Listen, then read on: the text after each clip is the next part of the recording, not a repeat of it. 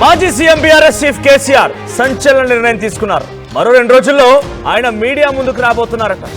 యశోద ఆసుపత్రిలో బీఆర్ఎస్ ముఖ్య నేతలతో భేటీలో ఆయన ఈ విషయాలు చెప్పినట్టు తెలుస్తోంది. భేటీలో రాష్ట్రంలోని పరిస్థితులపైన ఆయన ఆరా తీశారు. గోదావరి కృష్ణా జలాల కోసం పోరాడిందే బీఆర్ఎస్ పార్టీ అని అన్నారు కేసీఆర్. రేవంత్ వాస్తవాలను వక్రీకరిస్తున్నారని చెప్పారు. 2 రోజుల్లో మీడియాతో సమావేశం ఏర్పాటు చేస్తాను, తెలంగాణ జల హక్కులపైన వాస్తవాలను బయట పెడతానని చెప్పి కేసీఆర్ చెప్పుకొచ్చారు. రాష్ట్ర ప్రజలకి నిజాలను తెలియజేస్తానటువంటి మాటల్ని కేసీఆర్ నట్టు తెలుస్తోంది. ఏకంగా యశోద హాస్పిటల్లోనే ఈ విజువల్స్ మీరు చూస్తున్నారు కదా. దాదాపుగా యశోద హాస్పిటల్ని ఒక తెలంగాణ భవన్గా మార్చేశారు ఆయన. అక్కడికి చాలా పెద్ద ఎత్తున బీఆర్ఎస్ పార్టీ శ్రేణులు, ముఖ్య నాయకులు, ప్రజాప్రతినిధులు చేరుకున్నారు. వారందరితో ముచ్చటించారు. అయితే ఎటువంటి చర్చ జరిగింది, మరిన్ని అప్డేట్స్తో మా ప్రతినిధి మధు సిద్ధంగా ఉన్నారు. మధు, దాదాపుగా యశోద హాస్పిటల్ నుంచే కేసీఆర్ తన ఆరోగ్యం బాలేదని అడ్మిట్ అయ్యారు. ఆ తర్వాత అక్కడ డాక్టర్లు సూపర్విజన్ ఉండాలని చెప్పి నేపథ్యంలో హాస్పిటల్లో ఉండిపోయారు. ఏకంగా హాస్పిటల్ని తెలంగాణ భవన్గా మార్చినట్టుగా అర్థమవుతుంది. ఎందుకంటే బికాస్ అక్కడ పెద్ద ఎత్తున బీఆర్ఎస్ పార్టీ శ్రేణులు చేరుకున్నారు. ఏం జరిగింది, ఎటువంటి డిస్కషన్ జరిగింది, కేసీఆర్ వారికి ఎటువంటి దిశానిర్దేశం చేశారు? ఫస్ట్ మొదటగా ఫుల్ స్టాప్ పెట్టే ప్రయత్నం చేశారు. జస్ట్ వైరల్ ఫీవర్ తో ఇబ్బంది పడతా ఉన్నారు. సోడియం లెవెల్స్ తగ్గడం కానీ, షుగర్ లెవెల్స్ పెరగడం కానీ, సో వాటికి సంబంధించినటువంటి అంశంలోనే రెగ్యులర్ చెకప్ లో భాగంగా ఆసుపత్రిలో జాయిన్ అయ్యారు అనేటువంటి దానికి మెసేజ్ ఇచ్చే ప్రయత్నం చేశారు. ఆసుపత్రిలోనే భేటీ అయ్యారు. ముఖ్య నాయకులందరితో కూడా భేటీ అయ్యారు. 2 రోజుల్లోనే తెలంగాణకు సంబంధించినటువంటి రాష్ట్ర నీటి హక్కులపై అసలైనటువంటి వాస్తవాలను బయట పెడతాను మీడియా సమావేశం ద్వారా, మీతో కూడా భేటీ అవుతాను, ప్రజలకు నిజాలేంటో అసలైన నిజాలు తెలియజేసే ప్రయత్నం చేస్తాను అనేటువంటి స్టేట్మెంట్ చేశారు.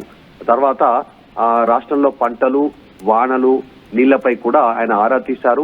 ఆ ఆసుపత్రిలో ఉండే అంటే డీటెయిల్ గా తెలుసుకుంటున్నాను, నేను రెగ్యులర్ గా బయట యాక్టివ్ గా లేకపోయినా జరుగుతున్న ప్రతి అంశాన్ని చూస్తా ఉన్నాను, అబ్జర్వ్ చేస్తా ఉన్నాను అనేటువంటిది ఆయన చెప్పే ప్రయత్నం చేశారు. మొత్తానికి ఆయనను కలవడానికి వచ్చినటువంటి రాష్ట్ర నాయకులతో దాదాపు 2 గంటల సమయాన్ని స్పెండ్ చేసినటువంటి సిచ్యువేషన్ కనిపించింది. చాలా సుదీర్ఘంగా, అంటే సాధారణంగా కేసీఆర్ ఎప్పుడు మాట్లాడినా కూడా కాస్త టైం ఎక్కువ తీసుకుని మాట్లాడతారు.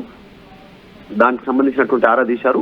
వచ్చినటువంటి జిల్లా నాయకులతో కూడా మీ జిల్లాల్లో పంటల పరిస్థితి ఎట్లా ఉంది, వర్షాలు అక్కడ పడుతున్నాయా, నీళ్లు అందుతా ఉన్నాయా అనేటువంటి అంశాలను కూడా ఆయన తెలుసుకునే ప్రయత్నం చేస్తూనే ముఖ్యంగా యూరియా సంబంధించినటువంటిది, యూరియా రైతులకు సరైన టైంలో అందుతుందా, వాటి పరిస్థితి ఎట్లా ఉంది, రైతులు ఏం చెప్తా ఉన్నారు అనేటువంటి అంశాలను తెలుసుకునే ప్రయత్నం చేశారు.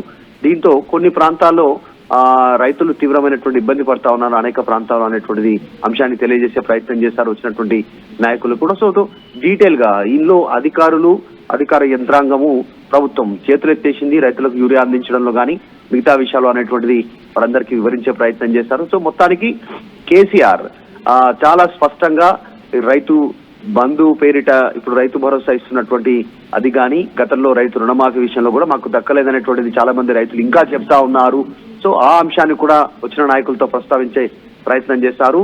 తర్వాత విత్తనాలకు సంబంధించినటువంటిది, ఎందుకంటే ఇప్పుడు వర్షాకాల సమయం పంటలు వేస్తా ఉన్నారు, రైతులు దున్నుతా ఉన్నారు. కనీసం విత్తనాలు, ఎరువు సరైనటువంటి రీతిలో సప్లై చేయనటువంటి పరిస్థితి రాష్ట్ర ప్రభుత్వంలో ఉంది.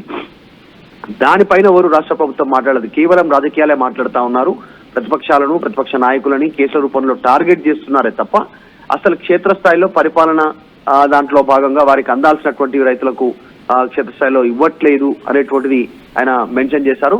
దాంతో పాటు అత్యంత కీలకంగా రాష్ట్ర భవిష్యత్తుగా భావిస్తా ఉన్నటువంటి ఫ్యూచర్ లో రాష్ట్రం కోల్పోయేటువంటి పరిస్థితి ఉంది నీటి వాటాని, దాంట్లో కృష్ణా, గోదావరి ఈ 2 సంబంధించినటువంటి జలాల్లో తెలంగాణకు రావాల్సినటువంటి న్యాయబద్ధమైనటువంటి వాటా గురించి ప్రభుత్వం చేస్తున్నటువంటి ఏదైతే వితండ వాందవం ఉందో అర్థం పర్థం లేని విధంగా ఉంది, దాన్నే ప్రజలకు వివరిస్తాను చర్చ రూపంలో దీన్ని అనేటువంటిది ఆయన చెప్పే ప్రయత్నం చేస్తారు. అంటే ఒక స్ట్రాటజికల్ గా ఒక సాలెగూడు లాగా కాంగ్రెస్ దీంట్లోకి వచ్చే పరిస్థితి ఉంది ఈ జల వివాదాలకు సంబంధించినటువంటి విషయంలో. ఎందుకంటే ప్రభుత్వ విధానం కరెక్ట్ గా లేదు, కరెక్ట్ గా మెన్షన్ చేయట్లేదు. ఈ అంశంపైనే ఎక్కువగా దృష్టి పెట్టాలి బీఆర్ఎస్ అనేటువంటిది దృష్టి పెడుతున్నారు. మొదటి నుంచి కూడా తెలంగాణ ఉద్యమం జరిగిందే నీటి వాటాల గురించి, కాబట్టి ఇక్కడ మళ్ళీ అన్యాయం జరగబోతా ఉంది. ఈ బనకచెర్ల ప్రాజెక్టుకి సంబంధించి కృష్ణా, గోదావరి సంబంధించినటువంటి జలాల వాటాల్లో దానిపైన దృష్టి పెడుతున్నట్టుగా చాలా స్పష్టంగా కనిపిస్తా ఉంది. ఇప్పటికే హరీష్ రావు కాంగ్రెస్ పార్టీ మాత్రం ఇక్కడ చాలా కరాకచ్చిగా దీనన్నిటికీ కారణమే కేసీఆర్ వల్ల ఇవన్నీ కూడా కోల్పోతుంది. కేసీఆర్ మళ్ళీ కాంగ్రెస్ పార్టీని టచ్ చేసి కాంగ్రెస్ పార్టీని ఎటువంటి వ్యాఖ్యలు చేసినా కాంగ్రెస్ పార్టీ మళ్ళీ డైరెక్ట్ గా రోజా ఇంటి దగ్గర చేపల పులుసు దగ్గర స్టార్ట్ అవుతుంది. సో రోజా ఇంటి దగ్గర చేపల పులుసు తిని రాయలసీమకు నీళ్ళు ఇస్తానని చెప్పి జగన్తో మంచి సత్సంబంధాలు మెయింటైన్ చేసి ఏది మాట్లాడకుండా కేఆర్ఎంబీ గురించి ఎటువంటి ప్రస్తావన లేకుండా ఇష్టం వచ్చినట్టు వివరించిన కేసీఆర్ అనే రకం కూడా కాంగ్రెస్ కౌంటర్ ఇస్తోంది. ఇప్పుడు కేసీఆర్ మాటల్ని కాంగ్రెస్ ఎలా తీసుకోవచ్చు, పోనీ ప్రజలు ఎలా ఆలోచించే అవకాశం ఉంది?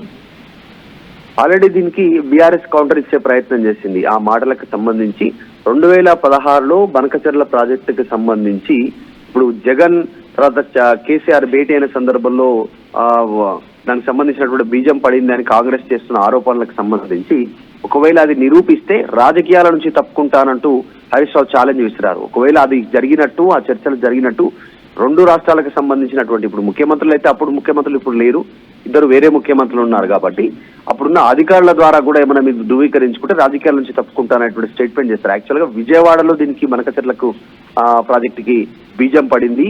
కాంగ్రెస్ అధికారంలోకి వచ్చిన తర్వాత విజయవాడ వెళ్లారు, విజయవాడలో బజ్జీలు తిన్నారు.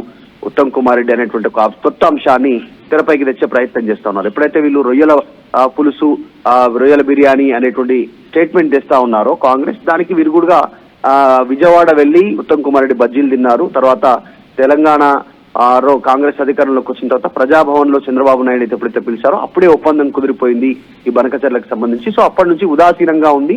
ఈ అంశాన్ని తెరపైకి తెచ్చిందే బీఆర్ఎస్ బనకచెర్ల ప్రాజెక్టుకి సంబంధించి.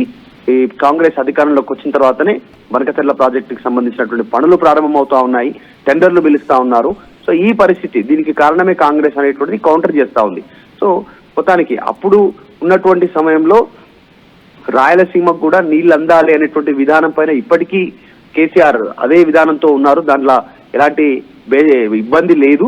కానీ ముందు తెలంగాణకు రావాల్సినటువంటి దక్కాల్సిన వాటా నిర్ణయం తీసుకున్న తర్వాతనే వాళ్ళకి ఇచ్చేటువంటి అవకాశం ఉంది అంటున్నారు. కానీ ప్రస్తుతం ఒక బేసిన్ లో 500, మరొక బేసిన్ లో 1000 టీఎంసీలు ఇస్తే చాలు అనేటువంటిది ముఖ్యమంత్రి రేవంత్ రెడ్డి తెరపైకి తెస్తా ఉన్నారు. ఇది ముందు చంద్రబాబు నాయుడుతో చేసుకున్న ఒప్పందంలో భాగం అనేటువంటిది బీఆర్ఎస్ క్లెయిమ్ చేస్తా ఉంది. మొత్తానికైతే కేసీఆర్ వీరితో దాదాపు 3 గంటలకు పైగా చర్చించినటువంటి చర్చల్లో రేపు కృష్ణా గోదావరి బేసిన్లలో జరగబోయేటువంటి నష్టం ఆంధ్రప్రదేశ్ బనకచెర్ల ప్రాజెక్టుకు సంబంధించినటువంటి విషయంలో అది ప్రజలకు వివరించాలి అనేటువంటి చెప్తా ఉన్నారు. ఎగ్జాక్ట్లీ 2 రోజుల్లో మీడియా ముందుకు రానున్నారు ఆయన.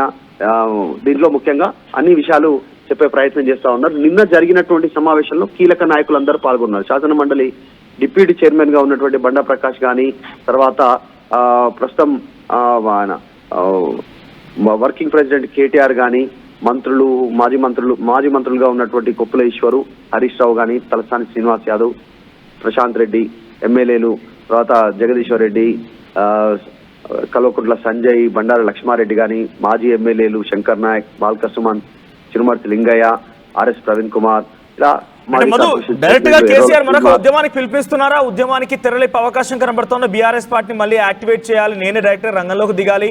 ఇన్ని రోజుల పాటుగా బీఆర్ఎస్ పార్టీ కొన్ని ఉద్యమాలు చేపట్టే పెద్దగా సఫలీకృతం కాలేదు. అట్ ది సేమ్ టైం వారికి బూమరాంగ్ కూడా అయినట్టుగా అటు కాంగ్రెస్ కానీ బీఆర్ఎస్ కానీ భావిస్తోంది. కాబట్టి డైరెక్ట్ గా కేసీఆర్ ఒక ఉద్యమానికి పిలుపునిస్తున్నారా కాంగ్రెస్ పైన?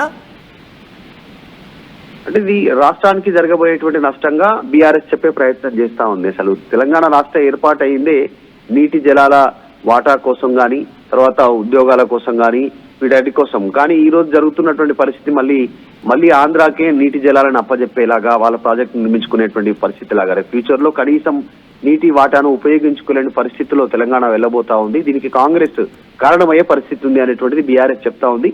ఇదే అంశాన్ని పెద్ద ఎత్తున ప్రజల్లోకి తీసుకెళ్లాలి, ముఖ్యంగా రైతులకు వివరించాలనేటువంటి దిశగా బీఆర్ఎస్ ప్రయత్నం అయితే చేస్తా ఉంది. అందులో భాగంగానే కేసీఆర్ మీడియా ముందుకు రానున్నట్టుగా తెలుస్తా ఉంది. ఇప్పటికీ Harish Rao already power point presentation ఇచ్చారు, పలు సందర్భాల్లో చెప్పే ప్రయత్నం చేశారు. ప్రత్యేక అసెంబ్లీ సమావేశాలు కూడా బనకచెర్లపైనే పెట్టాలి అనేటువంటిది బీఆర్ఎస్ డిమాండ్ చేస్తా ఉంది చర్చకు బనకచెర్లపైన. కాబట్టి ఈ స్థానిక సంస్థల ఎన్నికల నేపథ్యంలో మరి ఎట్లా కాంగ్రెస్ దీన్ని డిఫెండ్ చేసుకుంటుంది, ఎట్లా ముందుకు పోతుందో చూడాలి. రైట్ మధు. సో మాజీ సీఎం బీఆర్ఎస్ చీఫ్ కేసీఆర్ మరో 2 రోజుల్లో మీడియా ముందుకు రాబోతున్నారట. యశోద ఆసుపత్రిలోనే బీఆర్ఎస్ పార్టీ ముఖ్య నేతలతో భేటీ అయ్యారు ఆయన. భేటీలో రాష్ట్రాలకు సంబంధించినటువంటి పరిస్థితులపైన ఆరా తీస్తూనే గోదావరి కృష్ణా జలాల కోసం పోరాడించేటువంటి ఒక పార్టీ బీఆర్ఎస్ పార్టీ మాత్రమే, కాంగ్రెస్ పార్టీ పూర్తిగా దీంట్లో విఫలమవుతుందని, కాంగ్రెస్ పార్టీకి సంబంధించి ఏమాత్రం కూడా అర్థం కాకుండా అస్తవ్యస్తంగా ఈ నీళ్లపైన మాట్లాడుతుందనేటువంటి మాటల్ని కేసీఆర్ ప్రస్తావించారు. సో కావాలనే రేవంత్ వాస్తవాలను వక్రీకరిస్తున్నారని కూడా కేసీఆర్ అన్నారు.